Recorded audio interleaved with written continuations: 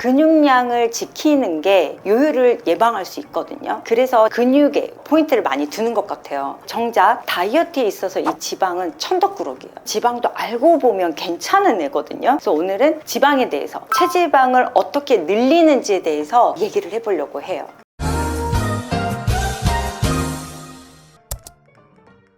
체지방은 피하지방과 내장지방을 합해서 체지방이라고 해요. 남성분들은 체중의 15에서 20%가 적정 체지방 양이에요. 여성은 18에서 28%입니다. 피하지방은 피부와 근육층 사이에 있는 지방을 일컫고, 내장지방은 내부 장기들에 있는 지방으로서 남성들이 내장지방이 많은 경우가 있어요. 내장지방은 인체의 중심에 있기 때문에 큰 혈관과 연결이 많이 돼서 지방의 유동성, 내장지방은 곳곳을 타고 돌아다닐 수가 있거든요. 그러므로 인해서 고혈압이나 당뇨, 심혈관 질환처럼 대사증후군을 앓게 하기 때문에 내장지방이 나쁘다 이렇게 알고 있죠. 하지만 체지방이 꼭 나쁜 건 아닙니다. 제가 제 인바디를 공개한 영상이 있죠. 거기에 보면 저는 체지방이 부족해서 좀 문제가 되는 사람이라고 언급을 했는데요. 그래서 제가 체지방을 어떻게 늘리는지 그 얘기를 해보려고 합니다.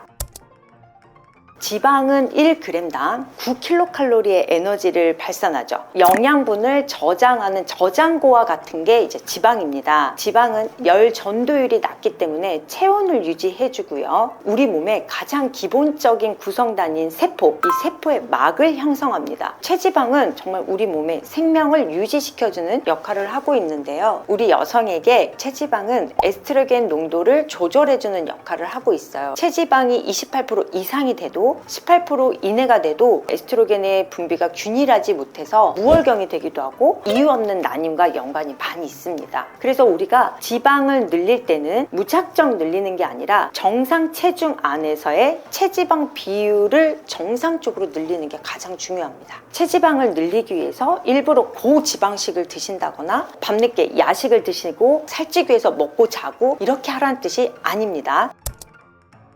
포화지방, 불포화지방, 트랜스지방. 포화지방은 딱 봤을 때 고체인 지방이라고 생각하면 돼요. 고기에 있는 거, 소세지, 베이컨, 육류에 있는 거, 유제품, 치즈나 버터, 고체로 되어 있는 게 포화지방, 나쁜 지방이겠죠. 불포화지방은 상온에 뒀을 때 액체에 있는 거, 포도씨유, 올리브유, 참기름, 씨앗 성분에서 추출되는 기름들, 등푸른 생선, 구웠을 때 생선 기름 나오죠. 이게 불포화지방, 우리가 먹어야 될 좋은 지방입니다. 트랜스지방은 지방을 저장하는 과정에서 변질된 지방의 형태인데요. 굽거나 튀기거나 했을 때 나오는 것들. 좋은 지방은 결국 불포화지방 액체 기름인데요. 사실 좋은 지방은 나쁜 콜레스테롤 수치를 낮춰주기도 하고 포만감이 오래 유지가 돼요. 특히 저녁 식사에 이 불포화지방을 메뉴에 20% 30%를 구성해두면 포만감이 오래 가서 야식을 찾지 않을 수도 있어요.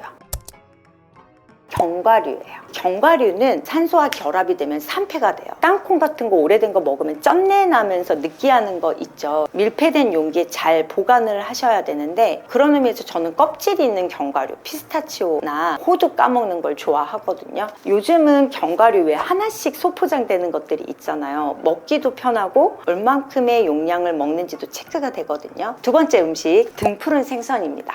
요즘 분들은 자취할 때 생선 냄새 나는 거 싫어서 잘 안 구워 드시더라고요. 종이 호일에 싸서 에어프라이어에 돌려도 냄새 안 나게 잘 구울 수도 있고요. 등푸른 생선 중에 연어 있죠. 샐러드로도 먹을 수 있고 회로 먹을 수도 있고 구워서도 먹을 수 있는데요. 제일 간편하게 먹을 수 있는 등푸른 생선은 참치캔을 추천합니다. 참치캔의 영양 성분표를 보면 탄수화물 0g, 트랜스지방 0g, 단백질이 하루 섭취량의 30%가 들어있어요. 고단백 음식이기도 하고 이 불포화지방산이 풍부합니다. 캔 참치를 저는 아이들한테 반찬으로 계란 푼데다가 참치캔 넣어서 계란전을 부쳐줘요. 계란도 들어있으니까 불포화지방산의 덩어리를 먹을 수가 있죠. 세 번째 음식은 아보카도입니다. 근데 아보카도는 호불호가 가리는 것 같아요. 제대로 익은 아보카도를 먹어본 적이 없어서 그러신 것 같아요. 아보카도 은근 비싸잖아요. 할인한다고 망에다가 한 5개, 10개 팔 때가 있어요. 정작 아보카도는 안 익어서 못 먹다가 갑자기 확 너무 익어서 못 먹는 경우가 또 있어요. 돈 버리지 않는 방법은 후숙이 다 돼서 제값을 주더라도 바로 먹을 수 있는 아보카도를 선택하는 게 맞을 것 같고요. 익었나? 하고 이렇게 쪼개봤는데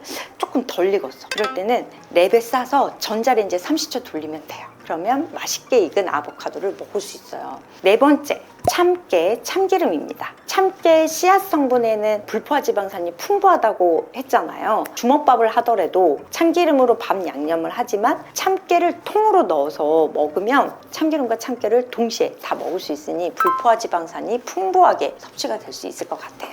다섯째, 통곡물입니다. 일종의 잡곡밥이에요. 밥이 저평가되는 게 참 안타깝거든요. 귀한 곡기가 들어있는 영양가 있는 음식이라고 말씀을 드렸는데요. 쌀 자체에는 재번이라는 효능이 있어요. 제거한다, 번증을. 요즘 분들은 왜 그래놀라 하면 슈퍼푸드 몸에 좋다고 하는데 결국 그래놀라도 쌀, 보리, 귀리, 옥수수 이런 곡물을 그냥 짓는 게 아니라 꿀이나 메이플 시럽, 기름을 넣고 버무려요. 그럼 오븐에 굽는 게 그래놀라이거든요. 이게 더 칼로리는 훨씬 높을 거예요.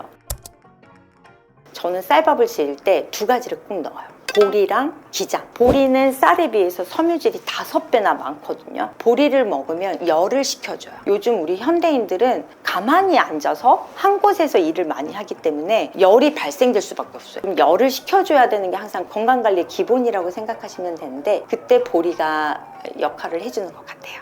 기장은 단백질이 굉장히 많은 곡물이에요. 섬유질도 쌀에 비해서 한 3배 정도 많고 지용성 비타민의 흡수를 높여줄 만큼 불포화 지방이 많이 있습니다. 쌀, 보리, 기장 2대2대1 이렇게 섞어서 저는 밥을 지어서 먹어요.